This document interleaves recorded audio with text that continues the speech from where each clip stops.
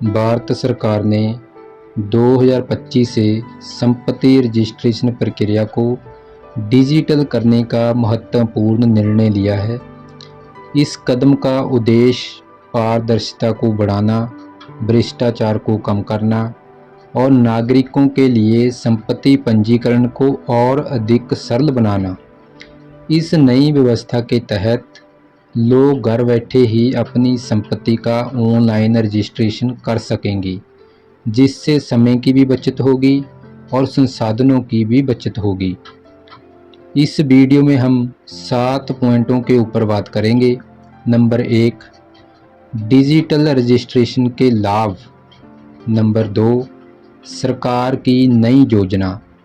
Number 3, digital registration प्रक्रिया का चरणबद्ध विवरण। नंबर 4, डिजिटल रजिस्ट्रेशन से जुड़ी चुनौतियां।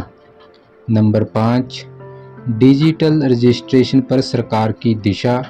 नंबर 6, डिजिटल रजिस्ट्रेशन के भविष्य के पहलू। नंबर 7, डिजिटल रजिस्ट्रेशन के संदर्भ में आम प्रश्न। पहला पॉइंट है हमारा डिजिटल रजिस्ट्रेशन के लाभ। डिजिटल रजिस्ट्रेशन से आम जनता को कई फायदे होंगे। सबसे पहले यह प्रक्रिया तेज और सरल होगी, जिससे नागरिकों को लंबी लाइनों में खड़े होने की आवश्यकता नहीं होगी। इसके अलावा यह कदम पारदर्शिता को भी बढ़ावा देगा, जिससे भ्रष्टाचार की संभावना कम हो जाएगी। डिजिटल रजिस्ट्रेशन के कुछ प्रमुख लाभ हैं: समय की बचत, पारदर्शिता में वृद्धि, भ्रष्टाचार में कमी, प्रक्रिया की सरलता, डॉक्यूमेंट्स का इलेक्ट्रॉनिक रिकॉर्ड। दूसरा हमारा पॉइंट है सरकार की नई योजना। सरकार ने इस योजना के तहत कई महत्वपूर्ण कदम उठाए हैं ताकि डिजिटल रजिस्ट्रेशन की प्रक्रिया को सफलतापूर्वक लागू किया जा सके। इसके लिए एक विशेष पोर्टल विकसित किया जा रहा है। यहाँ नागरिक अपनी संपत्ति का विवरण अपलोड कर सकेंगे।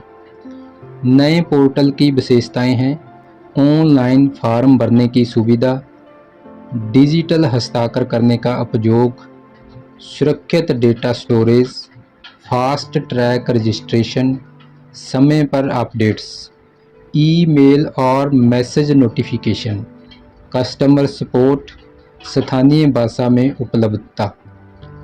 और अगला हमारा जो पॉइंट है डिजिटल रजिस्ट्रेशन प्रक्रिया का चरणबद्ध विवरण। पहले चरण में पोर्टल पर खाता बनाना 10 मिनट लग सकते हैं। दूसरे चरण में संपत्ति विवरण अपलोड करना 30 मिनट लग सकते हैं इस काम को। तीसरे चरण में डिजिटल हस्ताक्षर करना सिर्फ 5 मिनट लगेंगे। चौथे चरण में फीस का भुगतान 10 मिनट लग सकते हैं। पांचवा चरण रजिस्ट्रेशन की पुष्टि 15 मिनट। छठवां चरण डॉक्यूमेंट्स डाउनलोड करना 5 मिनट लग सकते हैं। और 7वें चरण में फिर समाप्ति हो जाएगी। हमारा चौथा पॉइंट था डिजिटल रजिस्ट्रेशन से जुड़ी चुनौतियाँ। हालांकि डिजिटल रजिस्ट्रेशन के कई फायदे हैं, लेकिन कुछ चुनौतियां भी सामने आ सकती हैं। इनमें तकनीकी समस्याएं, इंटरनेट की उपलब्धता और उपयोगकर्ताओं की डिजिटल साक्षरता शामिल है। तकनीकी समस्याएं में इंटरनेट कनेक्टिविटी और सर्वर डाउन जैसी समस्याएं हो सकती हैं। इंटरनेट की उपलब्धता में ग्रामीण क्षेत्रों में इंटरनेट की सीमित पहुंच एक बड़ी चुनौती हो सकती है। डिजिटल साक्षरता में सभी के लिए डिजिटल माध्यमों का उपयोग सरल नहीं हो सकता। डाटा सुरक्षा में संवेदनशील जानकारी की सुरक्षा सुनिश्चित करना आवश्यक है। आगे प्रेक्षण की आवश्यकता में नागरिकों को नई प्रक्रिया के लिए ट्रेंड करना होगा और लैंग्वेज की बाधाएं हैं, भाषा की बाधाएं हैं, विभिन्न भाषाओं में सेवा का उपलब्ध होना भी आवश्यक है। और जो हमारा 5वां पॉइंट था वो था डिजिटल रजिस्ट्रेशन पर सरकार की दिशा। सरकार इस नई प्रक्रिया को लागू करने के लिए विभिन्न उपायों पर ध्यान दे रही है। इसमें तकनीकी सहायता, नागरिकों की प्रशिक्षण योजनाएं और ग्रामीण क्षेत्रों में इंटरनेट की पहुंच बढ़ाने के लिए कदम उठाए जा रहे हैं।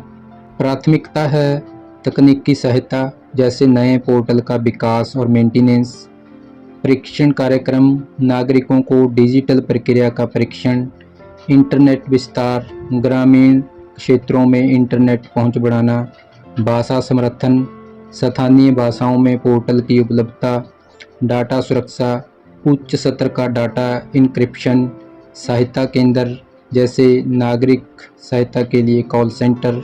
दोस्तों, हमारा अगला पॉइंट था डिजिटल रजिस्ट्रेशन के भविष्य के पहलू।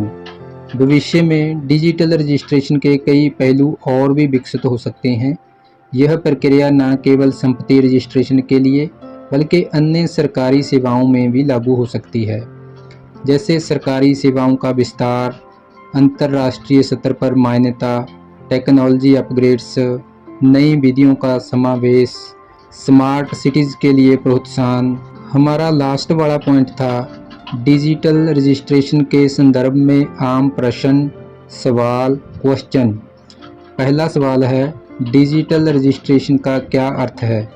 डिजिटल रजिस्ट्रेशन का अर्थ है संपत्ति के रजिस्ट्रेशन की प्रक्रिया को ऑनलाइन माध्यम से पूरा करना। नेक्स्ट क्वेश्चन, क्या डिजिटल रजिस्ट्रेशन प्रक्रिया सुरक्षित है? इसका जवाब है हाँ।